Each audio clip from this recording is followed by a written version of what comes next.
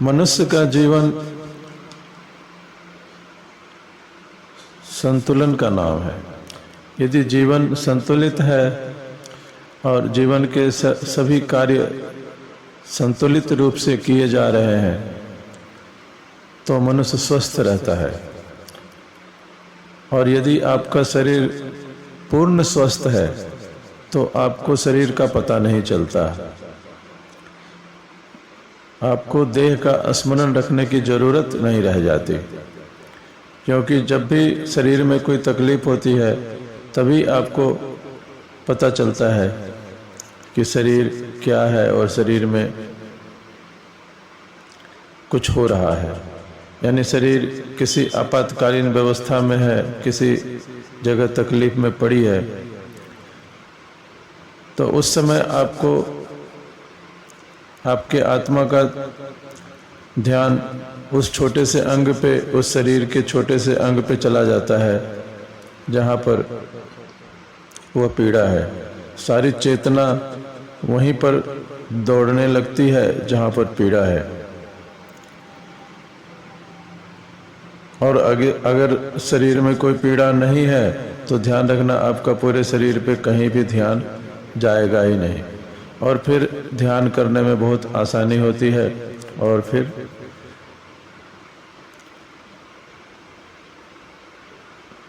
शरीर से आप शरीर में योग कर सकते हैं और योग के द्वारा आप ध्यान बहुत अच्छी तरह कर सकते हैं। शरीर में यदि ज़्यादा आहार आपने ले लिया तो फिर योग न कर सकेंगे, क्योंकि ज़्यादा आहार लेते ही सारी खून की कोशिकाएं पेट की तरफ दौड़नी शुरू हो जाएंगी, चेतना पेट की तरफ दौड़नी शुरू हो जाएंगी।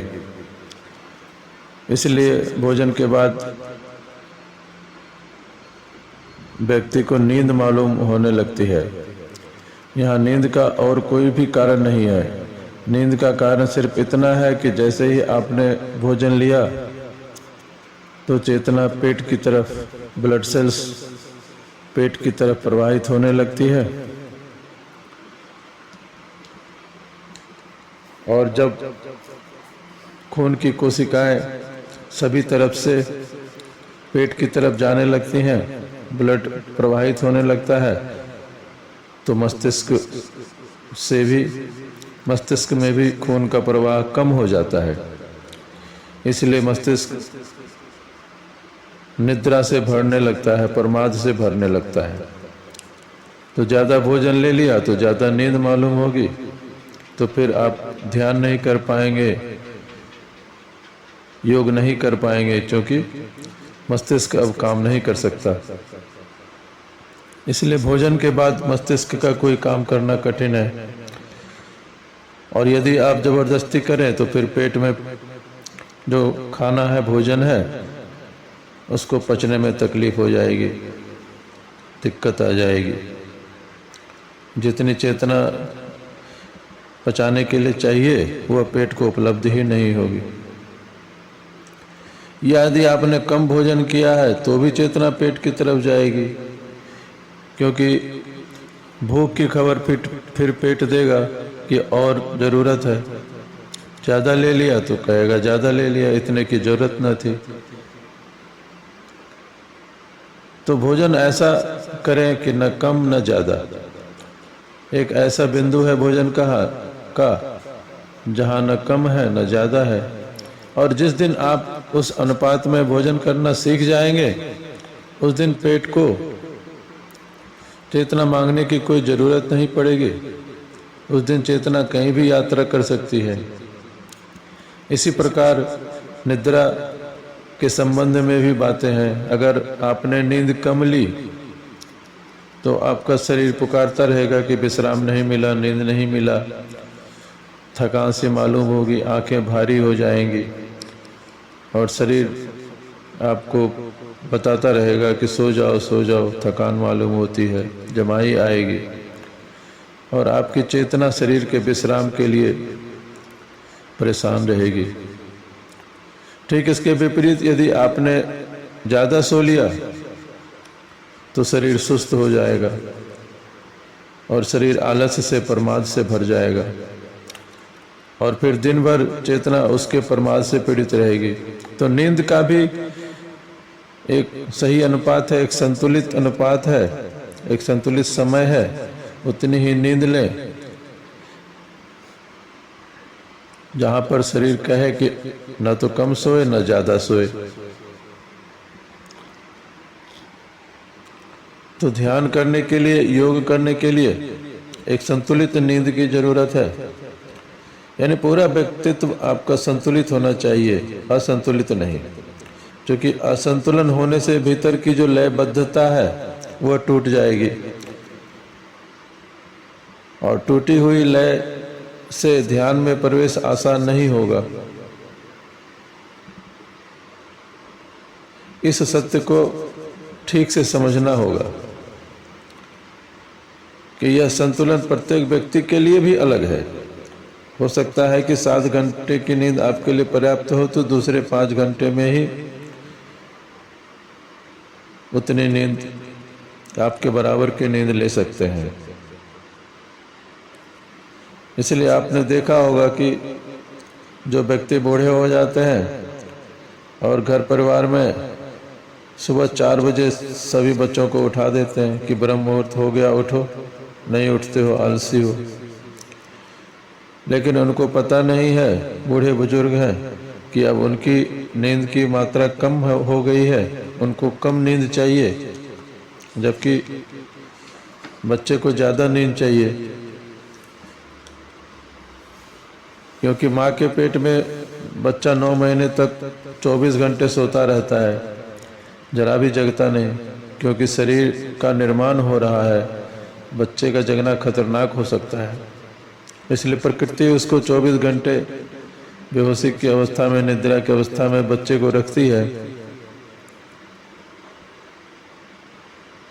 तो 24 घंटे बच्चा सोया रहता है, मांस बन रहा है, मज्जा बन रहा है, तंतु बन रहे हैं, पूरा शरीर बन रहा है। और जब बच्चा पैदा होता है तो 23 घंटे 22 घंटे सोता है, 20 घंटे सोता है, फिर 18 घंटे सोने लगता है। उम्र जैसे जैसे बड़ी होती है नींद कम होती चली जाती है। तो इसलिए बूढ़े बुजुर्ग लोगों को नींद की शिक्षा कभी नहीं देनी चाहिए, क्योंकि इससे बच्चों को नुकसान पहुंच सकता है, उनका संतुलन बिगड़ सकता है। और हम बच्चों के संतुलन को पहले ही दिन से बिगाड़ना शुरू कर देते हैं। तो वह असंतुलित जीवन जीता है। कोई बच्चा कम सोने वाला बन जाएगा, कोई ज़्यादा सोने वाला। उसकी नींद की मात्रा कभी दिन में ज़्यादा होगी, कभी रात में ज़्यादा होगी। एक उसके जीवन में असंतुलन पैदा हो जाएगा। क्योंकि माँ बाप अगर पुराने ढांचे और ढर्रे के हुए तो उसकी नींद को कम करवा देंगे, और बच्चा अगर उपद्रवी है तो ज़्यादा सोना शुरू कर देगा। दोनों में से कोई भी बात सही नहीं है और संतुलन खो जाएगा, सब अस्त व्यस्त हो जाएगा। वृद्ध व्यक्ति को नींद कम क्यों आती है? 3 से 4 घंटे तक की नींद काफ़ी होती है, क्योंकि शरीर में अब कोई निर्माण नहीं हो रहा, शरीर अब विसर्जन की तैयारी कर रहा है और नींद की कोई ज़रूरत नहीं है। शरीर में कुछ नया बन नहीं रहा, सब नया बनना बंद हो गया है। तो इसलिए बुढ़ापे में नींद कम आती है। भोजन के संबंध में भी हम बच्चों को कितना भोजन चाहिए, बच्चे की प्रकृति को हम तय करने नहीं देते। हम खुद बच्चे को खिलाते रहते हैं कि नहीं और खाओ और खाओ, और ज़्यादा खिलाने की कोशिश में हर माँ बाप बच्चे को का संतुलन बिगाड़ देते हैं। और एक बार प्रकृति ने संतुलन छोड़ दिया तो फिर इसके विपरीत अति भोजन हो सकता है बच्चों का, जो कि बहुत ही नुकसानदायक है। तो हम बच्चों को सोने की, खाने की सारी आदतें नष्ट कर देते हैं और फिर जिंदगी भर बच्चा परेशान रहता है। आप देखें, जानवर कोई भी हो, अगर उसकी तबीयत खराब है तो वह कभी भी भोजन नहीं करेगा। सबसे पहला काम वह यह करता है कि भोजन छोड़ देता है, जबकि व्यक्ति खाता ही रहता है, खाता ही रहता है। सिर्फ आदमी एक ऐसा जानवर है जो प्रकृति की कोई आवाज नहीं सुनता, और हम बचपन से बिगाड़ना भी शुरू कर देते हैं बच्चों को। इस तरह से बिगाड़ने में लगे रहते हैं जिसका कोई हिसाब नहीं है। इसलिए हमारा भोजन, हमारी निद्रा, हमारा जागरण, हमारे जीवन की सारी दिनचर्या असंतुलित होती है, समन्वय को खो देती है। दूसरी बात, प्रत्येक व्यक्ति की जरूरत अलग है। एक ही उम्र के 10 बच्चे हैं तो 10 बच्चों की जरूरतें भी अलग हैं, और जो नियम बनाए जाते हैं वो सबके लिए एक बनाए जाते हैं। जैसे कहा जाता है कि हर व्यक्ति को 7 घंटे की नींद जरूरी है, लेकिन किस आदमी को यह कहा नहीं गया। यह एक एवरेज है।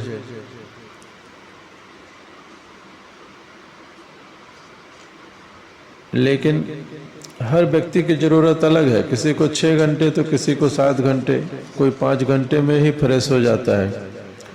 तो आपको अपना ही तय करना है कि आप कितनी नींद के बाद फ्रेश महसूस करते हैं, और प्रयोग से ही, अभ्यास से ही तय करना पड़ता है, और यह ज़्यादा कठिन नहीं है। अगर आप ईमानदारी से प्रयोग करें तो आप कुछ ही दिनों में तय कर लेंगे कि आपको कितनी नींद की जरूरत है, कितने भोजन की जरूरत है। जितनी नींद के बाद आपको पुनः नींद का ख्याल ना आए, आलस्य न पकड़े, ताजगी आ जाए, वही बिंदु आपकी नींद का, संतुलित नींद का बिंदु है। और समय भी आप तय नहीं कर सकते। समय भी प्रकृति खुद तय करती है कि आपको कब सोना है, क्योंकि प्रत्येक व्यक्ति के शरीर की आंतरिक जरूरत अलग है, और उस जरूरत के हिसाब से ही प्रत्येक को अपनी नींद की व्यवस्था तय करनी चाहिए। व्यक्ति की सारी तकलीफें 45 के बाद शुरू होती हैं। आदमी के शरीर में बीमारियां, तकलीफें, परेशानियां 45 से पहले बहुत कम लोगों में देखी गई हैं, लेकिन 45 के बाद अधिकतर लोगों में सारी परेशानियां, बीमारियां, तकलीफें शुरू हो जाती हैं। शरीर में उपद्रव शुरू होने लगते हैं। इसलिए नहीं कि आप बूढ़े हो रहे हैं, वो इसलिए है कि आपने इसके पहले 10 साल पहले जो आप खाते थे, आप उसी जो आदत थी खाने की, सोने की, आप उन्हीं आदतों को जारी रखना चाहते हैं,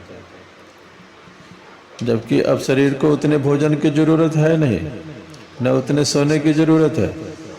लेकिन अगर नींद ना आए तो व्यक्ति परेशान होता है कि मेरी तो नींद खराब हो गई।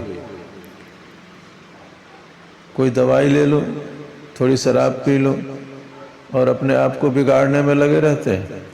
यह भूल जाते हैं कि अब आपकी नींद की जरूरत है नहीं इतनी, आप उतना सो नहीं पाएंगे।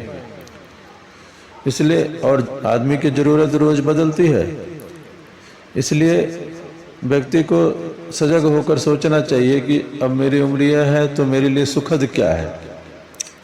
और ध्यान देना, व्यक्ति का शरीर खुद सूचना देता है। दुख सूचना देता है कि आप कुछ गलत कर रहे हैं, और सुख सूचना देता है कि आप ठीक कर रहे हैं, संतुलित हैं।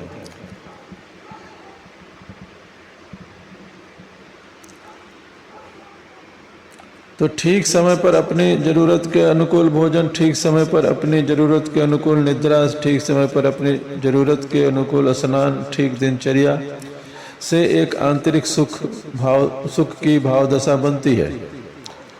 यह बहुत ही आदमी का जीवन फिर सुखमय हो जाता है,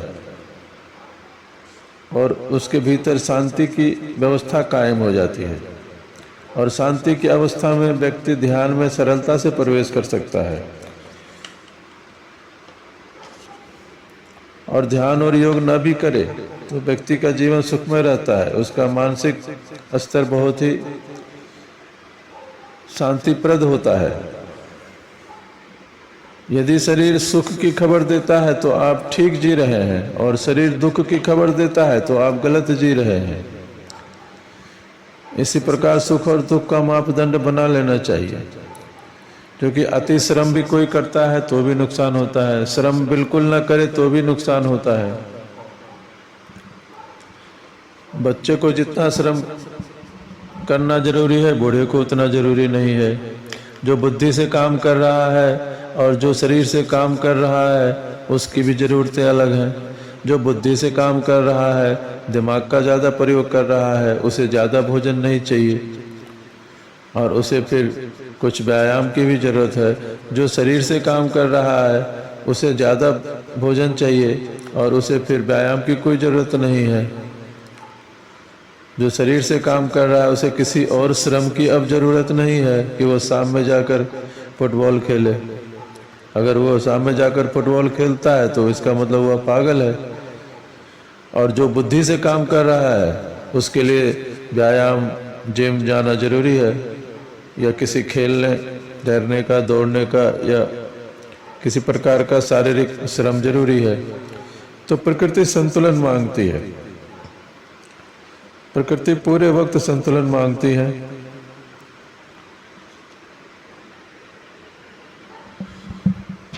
तो जो लोग कहते हैं कि ध्यान में बड़ी कठिनाई है, योग में बड़ी कठिनाई है, ध्यान नहीं लगता है, तो इसका मतलब है कि वे उपद्रव में है और उपद्रव की सारी व्यवस्था वह खुद ही कर रहे हैं, कोई और नहीं करवा रहा।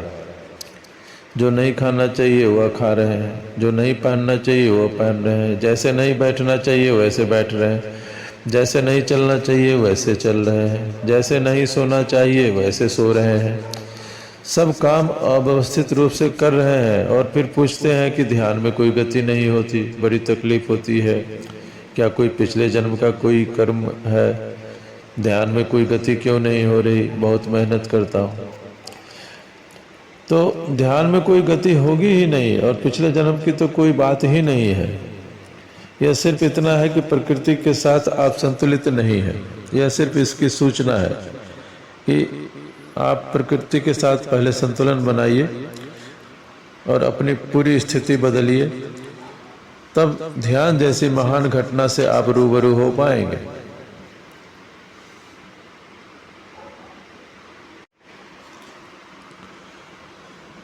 मनुष्य का जीवन